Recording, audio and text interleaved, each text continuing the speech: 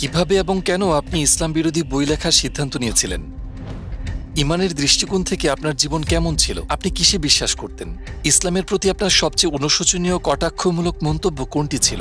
তখন আপনার আশেপাশের মানুষদের প্রতিক্রিয়া কেমন ছিল যখন আপনি ইসলাম গ্রহণ করেছিলেন? আমি ভেবেছিলাম ইসলাম একটি মিথ্যা ধর্ম, ইসলাম বিপজ্জনক। আমি ২,০০০-এরও বেশি হত্যার হুমকি পেয়েছি এবং অবশেষে আমি ইসলামের বিরুদ্ধে বই লেখার সিদ্ধান্ত নিয়েছিলাম। হে আল্লাহ, আমাকে এমন একটি নিদর্শন দেখান যাতে আমি সম্পূর্ণ নিশ্চিত হতে পারি যে এটিই সেই পথ। এই কারণে আমি ২ দিন ধরে ঘুমোতে পারিনি। আমি মেনে নিতে পারছিলাম না, ভীষণ অদ্ভুত লাগছিল। আসসালামু আলাইকুম জোরাম ভ্যান ক্লাভরেন ভাই, আমাদের আমন্ত্রণ গ্রহণের জন্য আপনাকে অসংখ্য ধন্যবাদ এবং আপনাকে আমাদের মাঝে পেয়ে আমরা আনন্দিত। প্রথমে আপনাকে জিজ্ঞেস করতে চাই, জোরাম কে? ওয়ালাইকুম আসসালাম। আপনাকে অসংখ্য ধন্যবাদ আমাকে আমন্ত্রণ করার জন্য। এখানে আসতে পেরে আমি খুবই গর্বিত। জোরাম ভ্যান ক্লাভরেন ২৩শে জানুয়ারি জন্মগ্রহণ করেন ১৯৭৯ সালে অ্যামস্টারডাম শহরে একটি খুবই সাধারণ পরিবারে। বাবা, মা, ভাই, ছোট বোন, একটি বিড়াল। অ্যামস্টারডামেই আমার জন্ম এবং বেড়ে ওঠা। একটি সক্রিয় প্রোটেস্ট্যান্ট খ্রিস্টান পরিবারে উচ্চ মাধ্যমিক শেষ করার পর তুলনামূলক ধর্মতত্ত্ব নিয়ে পড়াশোনা শুরু করি। কয়েক বছর শিক্ষকতা করেছি। নেদারল্যান্ডসে তখন অনেক কিছুই ঘটেছে, বিশেষ করে আমার জীবনে। এখন যখন আমি পুরো বিষয়টা অবলোকন করি ইসলাম ধর্মের ব্যাপারে, আমি ফ্রিডম পার্টির জন্য রাজনৈতিকভাবে সক্রিয় হয়ে উঠলাম, সাংসদ মনোনীত হলাম এবং শেষে আমি ইসলাম বিরোধী বই লেখার সিদ্ধান্ত নিলাম, যার শুরুটা হয়েছিল ইসলাম বিদ্বেষ দিয়ে, পরিণত হয় আল্লাহকে খুঁজে পাওয়ার একটি মাধ্যমে এবং আমি মুসলিম হওয়ার মধ্য দিয়ে এই পথের সমাপ্তি। ইমানের দৃষ্টিকোণ থেকে আপনার জীবন কেমন ছিল? আপনি কিসে বিশ্বাস করতেন? মুসলিম হওয়ার আগে আমি রিফর্ম চার্চের একজন প্রোটেস্ট্যান্ট খ্রিস্টান ছিলাম। আমরা বাইবেল পড়তাম, বাইবেল অনুসারে আমাদের নাম রাখা হয়েছিল, খ্রিস্ট ধর্মে দীক্ষা দেওয়া হয়েছিল, গির্জায় যেতাম, ইত্যাদি ইত্যাদি। তো আমরা বলতে গেলে বেশ ধার্মিক খ্রিস্টান ছিলাম। অবশ্যই আমি বিশ্বাস করতাম যে একজন সৃষ্টিকর্তা আছেন। আমি জান্নাত জাহান্নামে বিশ্বাস করতাম। আমি ফেরেশতা ওয়াহিতেও বিশ্বাস করতাম। এবং অবশ্যই যে ব্যাপারটি খ্রিস্টানদের মুসলিমদের থেকে আলাদা করে সেটি হলো যে আমি বিশ্বাস করতাম যীশুখ্রিস্ট ঈশ্বরের পুত্র ছিলেন এবং আরেকটু দার্শনিকভাবে বলতে গেলে আমি তাকেই ঈশ্বর বলে মানতাম। আমি অবশ্যই পুনরুত্থানে বিশ্বাস করতাম এবং এও বিশ্বাস করতাম যে যীশুকে ক্রুশবিদ্ধ করা হয়েছিল এবং আমি প্রায়শ্চিত্তে বিশ্বাস করতাম। কিন্তু যেহেতু ট্রিনিটি খুব জটিল একটি ধারণা, আপনি বিশ্বাস করুন আর নাই করুন, এটি এখনও বেশ জটিল। কারণ বাইবেলের মতে ঈশ্বর অবিনশ্বর, কিন্তু আপনি যদি অবিনশ্বর হন এবং একই সাথে আপনার যদি মৃত্যু হয়, আপনি তো একই সময়ে অমর এবং মরণশীল হতে পারেন না। তো একটু বড় হওয়ার পর, ধরুন ১৫-১৬ বছর বয়সে, আমি প্রশ্ন করা শুরু করি সেসব বিষয়ে, যেসব আমার কাছে খুব যৌক্তিক মনে হতো না। আমি অনেক ধর্মযাজক, প্রচারক, এমনকি রাব্বিদের সাথেও কথা বলেছি, কিন্তু তাদের দেওয়া উত্তরগুলো সন্তোষজনক ছিল না, যেটি বিষয়টিকে আমার জন্য আরও জটিল করে ফেলেছিল। শেষ পর্যন্ত সেসব বিষয়গুলোর ব্যাপারে আমার সন্দেহ থেকেই যায়, কিন্তু আমি অন্ধ বিচারকের মতো এগুলোকে একপাশে রেখে ধর্মটাকে বিশ্বাস করে যাওয়াটাই ভালো মনে করলাম। হয়তো আমি পুরো বিষয়টি বোঝার মতো যথেষ্ট বুদ্ধিমান নই এবং আমি তখনও ঈশ্বরে বিশ্বাস করতাম যে যীশু একজন খুব গুরুত্বপূর্ণ ব্যক্তিত্ব এবং ঈশ্বরের পুত্র। কিন্তু পূর্বে যা ঘটেছে আমি ব্যাপারটিকে ঠিক সেভাবেই রেখে দিলাম। কিভাবে এবং কেন আপনি ইসলাম বিরোধী বই লেখার সিদ্ধান্ত নিয়েছিলেন?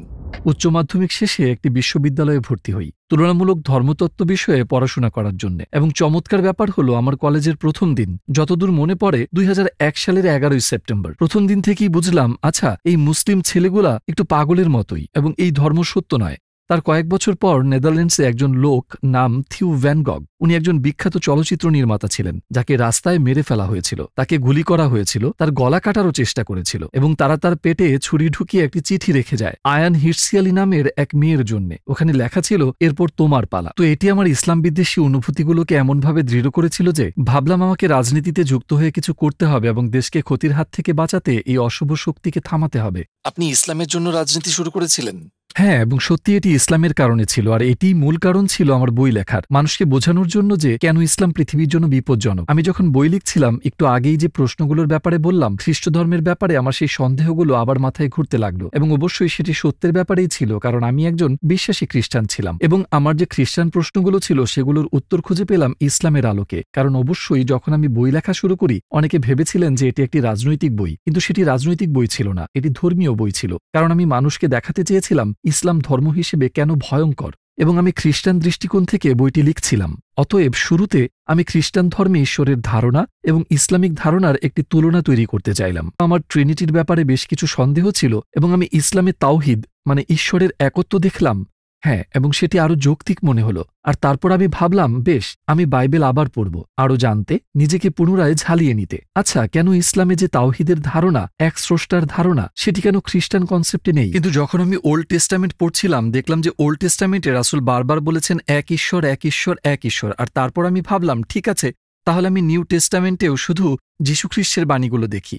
নিউ টেস্টামেন্টে একটি গল্প ছিল এমন যে কোথাও একজন লোক এসে যিশুকে প্রশ্ন করে, জীবনের সবচেয়ে গুরুত্বপূর্ণ জিনিস কি, আমি কিভাবে স্বর্গ লাভ করব? এবং তিনি বললেন, দুইটি জিনিস রয়েছে। তিনি বললেন, হে ইসরায়েল, তোমার ঈশ্বর এক, এবং তোমার প্রতিবেশীর সাথে এমন ব্যবহার করো যে ব্যবহার তুমি পেতে চাও। তো আমি ভাবলাম, যীশুখ্রিস্ট নিজেও এখানে স্বীকার করছেন, হে ইসরায়েল, তোমার ঈশ্বর এক। আমি বুঝলাম মুসলমানদের এক ঈশ্বর ভাবনাটি ট্রিনিটির চেয়ে বেশি যুক্তিযুক্ত, এবং এই ধারণাটি ওল্ড এবং নিউ টেস্টামেন্টের সাথে সম্পূর্ণ মিলে যাচ্ছে। কিন্তু আমি জানি খ্রিস্ট ধর্ম অন্য কিছু শেখায়। বাইবেলে ঈশ্বর সম্পর্কে যে ধারণা পাওয়া যায় তারা ঠিক তা শেখায় না। তো কয়েক সপ্তাহ গবেষণা করে বেশ কিছু বই পড়ার পর ভাবলাম, ঠিক আছে, হয়তোবা ঈশ্বরের একত্ববাদের ধারণাটি সত্য। তো এভাবেই শুরু হয়েছিল। আপনার গবেষণার জন্য কোন কোন উৎস থেকে সাহায্য নিয়েছিলেন?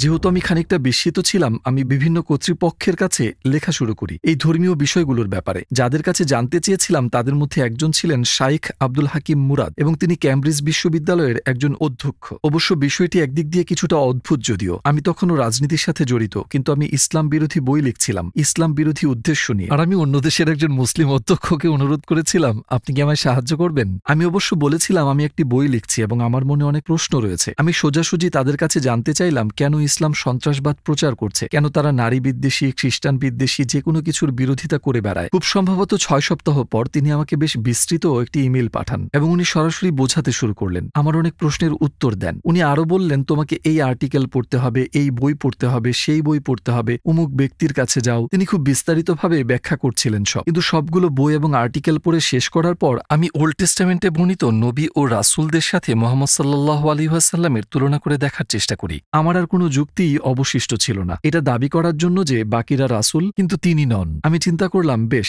আমি যদি মুসা আলাইহিস সালামকে মেনে নিতে পারি, তবে রাসূল সাল্লাল্লাহু আলাইহি ওয়াসাল্লামকে কেন নয়? তাহলে নিশ্চয়ই সেখানে অন্য কারণ থাকবে। আমি ভাবছিলাম, কেন আমি তাকে রাসূল বলে মেনে নিতে পারছি না? হয়তো তার অনেকগুলো স্ত্রী ছিল, তাই। কিন্তু আবার আমরা যদি সুলাইমান, রাজা দাউদ কিংবা ইব্রাহিম আলাইহিস সালাম প্রমুখদের দেখি, ওল্ড টেস্টামেন্টে এমন আরো অনেক নবী রয়েছেন যাদের একাধিক স্ত্রী ছিল। আর ধর্মগ্রন্থের বাইরে দেখলেও সাংস্কৃতিকভাবে ইউরোপ, আফ্রিকা, এশিয়া সবখানেই বিভিন্ন কারণে মানুষদের একাধিক স্ত্রী ছিল। তো ভাবলাম, বেশ, এটা কোনো যৌক্তিক কারণ হতে পারে না। একের পর এক সব যুক্তি বাদ পড়তে লাগলো। শেষে আমি ভাবলাম, আমাকে বলতেই হবে, হয় এদের কেউই রাসূল নন, যা আমার পক্ষে মেনে নেওয়া সম্ভব হচ্ছিল না, কারণ তাদের জীবদ্দশায় যা করেছিলেন, বলেছিলেন যে অলৌকিক ঘটনাগুলো ঘটেছিল ইত্যাদি কারণে তারা যা বলতেন এবং করতেন সে ব্যাপারে নিশ্চিত ছিলেন, কেননা তারা রাসূল। এরপর আমি বললাম, ঠিক আছে, ভালো কথা, তাহলে আমাকে মুহাম্মদ সাল্লাল্লাহু আলাইহি ওয়াসাল্লামকে নবী হিসেবে মেনে নিতে হবে। আমি সন্দেহ করেছিলাম। প্রথমে আমি ভেবেছিলাম যে তিনি আমার জানা ইতিহাসের সবচেয়ে খারাপ মানুষ। পরে ভাবলাম, হয়তো উনি অতটা খারাপ নন, কিন্তু তিনি রাসূল নন। শেষে সন্দেহ হতে শুরু করলো তিনি হয়তো একজন রাসূল। হ্যাঁ, অবশ্যই এতটুকু আসতে আমার অনেক বই পড়তে হয়েছে।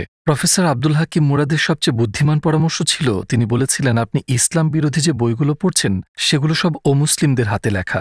তিনি বললেন, যদি আপনি খ্রিস্ট ধর্মের ব্যাপারে জানতে চান তাহলে নাস্তিকদের বই পড়বেন না, আপনি খ্রিস্টান লেখকদের বই দিয়ে শুরু করবেন। কেন তারা এটিতে বিশ্বাস করে, তাদের যুক্তিগুলো কি? আপনাকে ইসলামের বিষয়েও ঠিক একই কাজ করতে হবে। তো আপনি ইসলামের ধর্মীয় শিক্ষক, পণ্ডিত, তাদের বই পড়া শুরু করুন। আর তখন আপনি জানতে পারবেন, যদি আপনি বইগুলোর তুলনা করেন, তো একই বিষয় নিয়ে মুসলিম লেখকরা লিখেছেন একভাবে এবং অমুসলিমরা লিখেছে অন্যভাবে। আপনি বুঝতে পারবেন কোথায় তারা ভুল করেছে, কোন জায়গায় তারা শব্দের ভুল ব্যাখ্যা করেছে। কখনো হয়তো না জেনেই তারা ভুল করে ফেলে, কিন্তু যেহেতু তারা বোঝেনি কোথায় কি ভুল হয়েছে বা কোথাও কিছু বাদ পড়েছে কিনা, তো দিন শেষে আপনি দেখবেন ঠিক এসব ভুলভ্রান্তির কারণেই প্রতিদিন নতুন নতুন ধর্ম তৈরি হচ্ছে। আমি তার পরামর্শই অনুসরণ করলাম। আমি রাসূল সাল্লাল্লাহু আলাইহি ওয়াসাল্লামের জীবনী পড়েছি তার কথা মতে। আমি মার্টিন লিংসের the life of the prophet based on the earliest source of Muhammad পড়েছি। মার্টিন ধর্মান্তরিত ব্যক্তি ছিলেন, তো তার দেখানো যুক্তির ধরন, তার লেখার পদ্ধতি সবকিছু আমাকে আকৃষ্ট করেছিল, কারণ কোনো একটি বিষয়ে আমাদের দুজনের চিন্তার ধরন সম্পূর্ণ এক ছিল। বইটি পড়ার পরেই প্রথম আমি তাকে একজন সামরিক নেতার দৃষ্টিতে দেখা বন্ধ করি, কারণ আগে তার কথা চিন্তা করলেই মাথায় শুধু যোদ্ধার ছবি ভাসত। কিন্তু বইটি পড়ে আমি তাকে একজন বাবার ভূমিকায় দেখতে পাই, একজন বন্ধু, শিক্ষক ইত্যাদি। তার অনেক চরিত্র আমার সামনে আসে এবং আমি চাইলেই অনেক কিছুই বলতে পারি, কিন্তু এটা কখনোই বলতে পারবো না যে তিনি ভালো মানুষ নন। তো তার চরিত্র আমাকে তার ব্যাপারে আরও পড়তে ও জানতে আগ্রহী করে তোলে। আপনার গবেষণায় কোন বিষয়টি আপনাকে অবাক করেছে?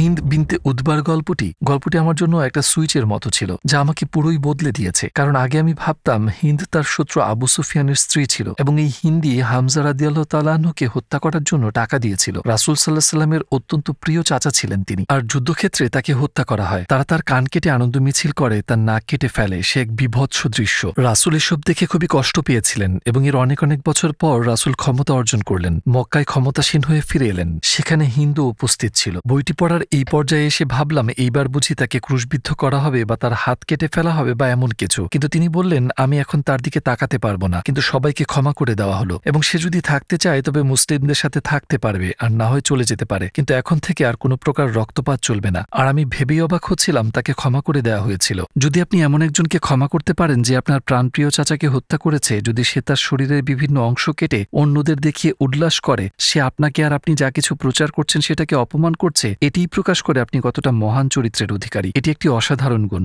এটি অলৌকিক বিষয় যা আপনি কোথাও খুঁজে পাবেন না। আমি ভাবছিলাম কি অসাধারণ একজন মানুষ তিনি, আর এটি দেখার পর আমার সন্দেহগুলো নিয়ে আমি চিন্তায় পড়ে গেলাম। আমি তার চরিত্র দেখেছি, কিভাবে তিনি অন্যদের সাথে ব্যবহার করেন তা দেখেছি, শত্রুদের প্রতি তার আচরণ কেমন তা দেখেছি। আমার মনে হতে শুরু করে তিনি একজন রাসূল, কিন্তু তারপর আমি ভাবি ওহ এটা তো ভয়ঙ্কর, কারণ আমি ইতিমধ্যেই আল্লাহর একত্ববাদ স্বীকার করেছি আর এখন বলছি তিনি একজন রাসূল। যদি আমি আপনাকে বলি আল্লাহ এক এবং মুহাম্মদ তার রাসূল, তাহলে তো এটি প্রায় কালেমা পড়া হয়ে গেল। আমি ভাবলাম এবার থামতে হবে, বইগুলো পড়া বন্ধ করতে হবে, এটি আমাকে ভুল গন্তব্যে নিয়ে যাচ্ছে। তবে অবশ্যই আমি আর আগের মতো ইসলাম বিরোধী ছিলাম না। আমি যা যা পড়েছি দেখেছি আর আমার অভিজ্ঞতার কারণে এখন আমি আপনাকে যা বলবো হয়তো রূপকথার মতো শোনাবে, কিন্তু এটা সত্যিই ঘটেছিল। আমার টেবিলের উপর সব বইগুলো ছড়িয়ে রাখা। যখন আমার মনে হচ্ছিল যে এটি একরকম কালেমা শাহাদাতি পড়া হয়ে গেল, আমি বিরক্ত হয়ে আপাতত সবগুলো বই সরিয়ে একটা উঁচু তাকে রেখে দিলাম। কিন্তু সেখানে এত বই ছিল যে অনেকগুলো বই তাক থেকে পড়ে গেল। পড়ে যাওয়া বইয়ের সাথে আল কোরআনও পড়ে গেল। আমি যখন বইটি তুললাম আমার হাত পড়েছিল ঠিক 22 নম্বর সূরার 46 নম্বর আয়াতে, যেখানে লেখা ছিল প্রকৃতপক্ষে তাদের চোখ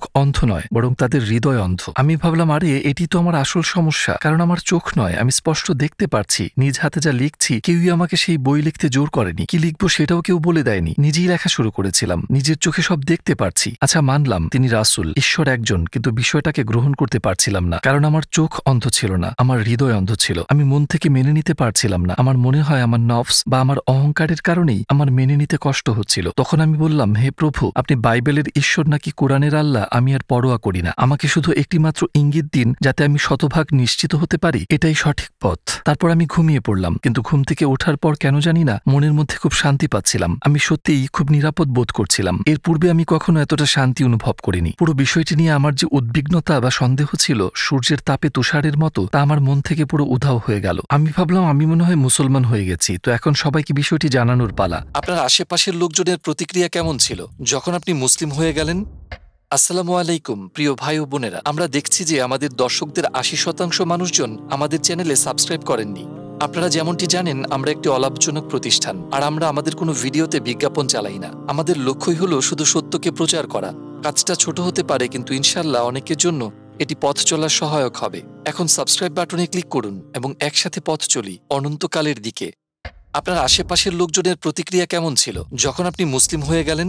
বেশিরভাগের প্রতিক্রিয়াই নেতিবাচক ছিল। অবশ্যই অনেকের জন্য, বিশেষ করে কিছু নিকটাত্মীয়কে এটি একটু বেশি অবাক করে দিয়েছিল। তারা যখন সংবাদ মাধ্যম থেকে বিষয়টি জানতে পারে, আমি আমার মাকে যখন জানালাম তিনি কাঁদতে শুরু করলেন, আর আমার স্ত্রী বেশ সহানুভূতিশীল ছিল এই ব্যাপারে। সে বলল যদি তুমি ইসলামে বিশ্বাস করো এবং সেটিই যদি তোমার অন্তরে থাকে আমি কিছু বলার কে। আমার পুরনো অফিসের কিছু লোক বেশ আক্রমণাত্মক হয়ে গিয়েছিল তখন। আমি 2000-এর চেয়েও বেশি হত্যার হুমকি পেয়েছি, এমনকি তাদের থেকেও যারা একসময় আমাকে সমর্থন করত, যারা আমাকে ভোট দিয়েছিল। মানুষজন অনেক আজে বাজে কথা শুনিয়েছে আমাকে, তোমার স্ত্রীকে ধর্ষণ করব, তোমাকে গুলি করব, আমরা জানি তোমার সন্তানেরা কোন স্কুলে যায়, এমন অনেক কিছু। সেগুলোর বেশিরভাগই অবশ্য অর্থহীন কথা ছিল, কারণ পাগল লোকজন কম্পিউটারে বসে অনলাইনে লিখছে সেগুলো। তো তখন একটু এলোমেলো সময় চলছিল। আমার আগের চাকরিটা ছেড়ে দিতে হয়েছিল অবশ্যই, কারণ সেটি একটি খ্রিস্টান সংগঠন ছিল। দলনেতাকে বিষয়টি বলার পর সে বলল আমি সত্যি বিশ্বাস করতে পারছি না। আমি তোমার মাঝে কিছুটা পরিবর্তন খেয়াল করেছিলাম অবশ্য, যখন তুমি একটি বিষয় নিয়ে রেডিওতে কথা বলছিলে। তোমাকে তখন ইসলামের ব্যাপারে আগের চেয়ে কিছুটা নমনীয় মনে হয়েছিল, আগের মতো তেমন কঠোর ছিলে না, কিন্তু তুমি মুসলিম হয়ে যাওয়াটা। আমি বললাম হ্যাঁ আমি মুসলিম হয়েছি। সে বলল আমি বিষয়টা চিন্তা করেই 2 দিন ঘুমোতে পারিনি। আমি কোনোভাবেই মেনে নিতে পারছিলাম না, এটা খুবই অদ্ভুত ছিল। কিন্তু সবচেয়ে কঠিন হয়ে দাঁড়ালো আমার নানাকে বিষয়টি জানানো, কারণ আমার নানা তখন প্রায় মৃত্যু মুখে। তার বয়স 93-94-এর আশেপাশে তখন। তোমার নানাকে এ কথা তোমার নিজেকেই বলতে হবে। আমি বললাম ঠিক আছে, কিন্তু তোমাকে আমার সাথে আসতে হবে, কারণ তিনি আমার ঢালের মতো ছিলেন। আর আমি সেখানে গিয়ে বললাম নানা আমি মুসলিম হয়ে গিয়েছি। শুনে শুনে তিনি তার চোখ বন্ধ করলেন। আমি ভাবলাম তার নিঃশ্বাস বন্ধ হয়ে গিয়েছে কিনা, যেহেতু তার বয়স হয়েছে অনেক। সত্যিই কিছুক্ষণ তার নিঃশ্বাস বন্ধ ছিল, তারপর তিনি আবার শ্বাস নেওয়া শুরু করলেন আর আমার দিকে তাকিয়ে বললেন, অন্তত তুমি ক্যাথলিক তো হয়ে যাওনি।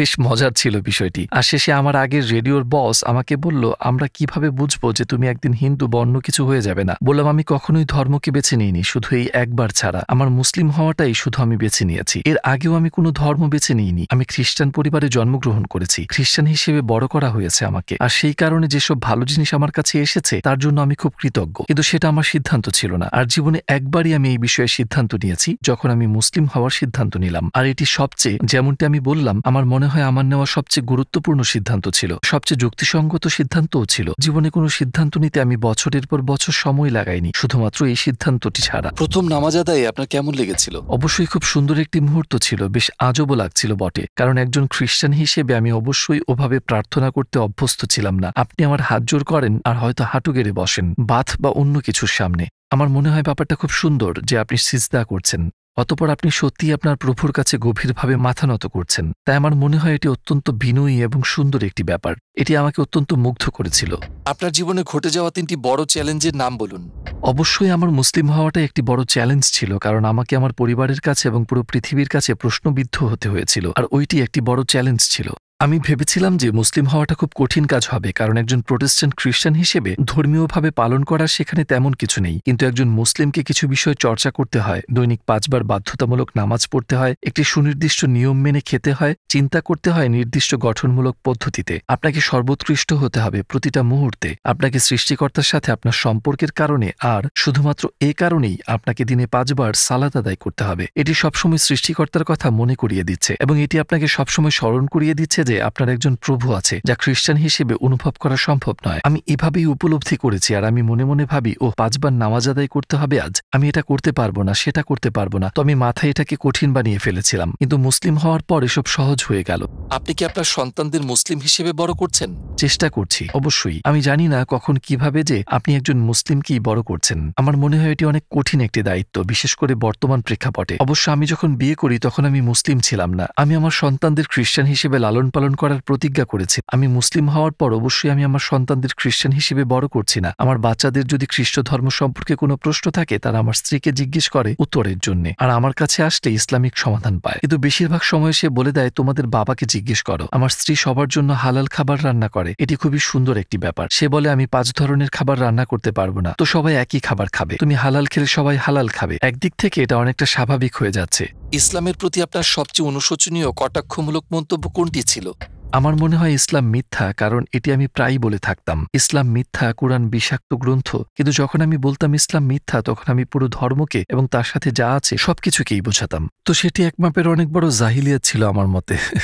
তো এই বিষয়টি নিয়ে আমি খুবই অনুতপ্ত। ইসলাম মিথ্যা হওয়ার ধারণাটি ছাতার মতো ছিল এক প্রকার, আর বাকি সবকিছু এই ধারণার নিচে, কারণ সেটিই ছিল আমার বদ্ধমূল ধারণা। আর অবশ্যই আমি নিজেকে দোষ দিই এবং এও জানি যে অনেক মানুষ যারা প্র্যাকটিসিং মুসলিম না, তারাও এটি করে। আর একভাবে আমি বুঝতে পারি বিষয়টি, কারণ রাজনৈতিক দৃষ্টিকোণ থেকে, সামাজিকভাবে, সাংস্কৃতিকভাবে যা বলা এবং করা হয় তা সারা জীবন থেকে যায়। আমাকে মাঝে মধ্যে আমার পুরনো পার্টির লোকজন থেকে শুনতে হয় যে আমি একরকম নাকি তাদের অপমান করেছি। তো এটি আমাকে কষ্ট দেয়, আর এটি একটি অন্যতম কারণ যার জন্য আমরা IXC বা ইসলাম অভিজ্ঞতা কেন্দ্র নামক সংগঠন চালু করি। আমরা স্কুলগুলোতে যাই, primary school, high school, college, বিশ্ববিদ্যালয়, সরকারের 2টি অফিসিয়াল বিভাগে, অন্যান্য সামাজিক সংগঠনগুলোতে, এমনকি চার্চেও যাই, ইসলাম সম্পর্কে ভ্রান্ত ধারণাগুলো দূর করতে, ইসলামের দাওয়াত পৌঁছাতে, ইসলামের প্রকৃত রূপ তুলে ধরতে ভার্চুয়াল রিয়েলিটি ব্যবহার করি, যাতে তাদের শেখার অভিজ্ঞতাটি বেশ মজার হয়। আমি খুব চেষ্টা করছি পুরনোকে মুছে ফেলতে।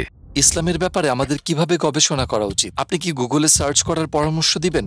না, আমি কোনোভাবেই গুগলের পরামর্শ দিব না, কিংবা গুগল সার্চ করা আমার সর্বশেষ পরামর্শ হবে। বরং আমি মনে করি বই হাতে নিয়ে পড়াটা খুব গুরুত্বপূর্ণ। আমি মার্টিন লিন্সের লেখা মুহাম্মদ সাল্লাল্লাহু আলাইহি ওয়াসাল্লাম, আরবের আদি ইতিহাস ও ঐতিহ্য নির্ভর জীবনী বইটি পড়তে বলবো, যে বইটি সম্পর্কে আগেই বলেছি সবুজ রঙের। আর আমি মনে করি প্রথমেই আমাদের কোরআন নিয়ে গভীরভাবে ঘাটাঘাটি না করাই উচিত, কারণ এটি খুবই জটিল একটি কিতাব। আর আপনার যদি এমন কেউ না থাকে যে আপনাকে শিখিয়ে দিবে ইউটিউবে আপনি কি পড়ছেন? বিশেষ করে অনেকেই আছেন যারা ইসলামের ব্যাপারে কিছুই জানেন না, আরবি ভাষা পারে না বা আরব দেশের মানুষ নন। তখন আপনাকে কোরআনের ব্যাখ্যা পড়তে হবে বা অনুবাদ পড়তে হবে, এবং অনেক ক্ষেত্রেই সেগুলো পুরো সত্য নাও হতে পারে। তো আমি সবাইকে পরামর্শ দিব সিরাত, রাসূল সাল্লাল্লাহু আলাইহি ওয়াসাল্লামের জীবনী পড়তে, রাসূলের চরিত্র ও জীবন নিয়ে পড়াশোনা করতে, কারণ সেসব ইতিহাসও আমাদের অনেক কিছু শেখায়। তার জীবনটাই ছিল কোরআন, তিনি নিজেই জলজন্তু কোরআন ছিলেন। তার সুন্নাহ নিয়ে পড়াশোনা করুন, আর আমার মতে এটি ইসলামকে খুঁজে পাওয়ার সর্বশ্রেষ্ঠ উপায়।